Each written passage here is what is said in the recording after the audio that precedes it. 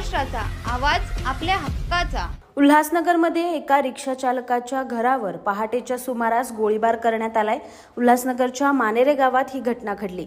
या घटनेनंतर विठ्ठलवाडी पोलिसांनी घटनास्थळी धाव घेत तपासाला सुरुवात केली। मानेरे गावात प्रमोद भोईर हे रिक्षा चालक वास्तव्याला आहेत। आज पहाटे 4:30 वाजताच्या सुमारास दुचाकीवरून आलेल्या एका अज्ञात हल्लेखोराने त्यांच्या घराबाहेर येऊन अतिशय जवळून घराच्या दरवाजा आणि खिडकीवर 2 गोळ्या झाडल्या। सुदैवाने यात कोणीही जखमी झाले नाहीये। या घटनेची माहिती मिळताच विठ्ठलवाडी पोलिसांनी घटनास्थळी धाव घेत तपासाला सुरुवात केली।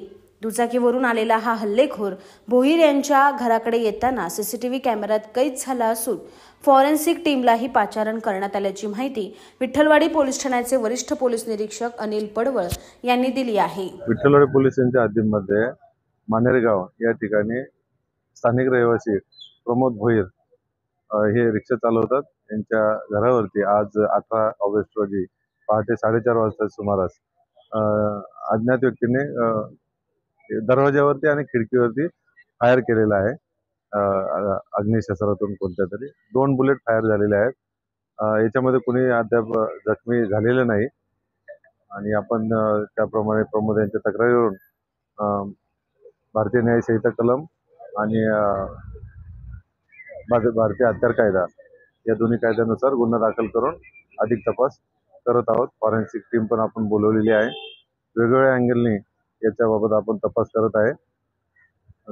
जे आपले रहिवासी आहे यांच्याकडून पण आपण माहिती घेत आहे। सीसीटीव्ही कॅमेरा आहे त्याच्यातले फुटेज पण आपण चेक केलेला आहे। एक संशयित बाईक स्वार हा दिसत आहे।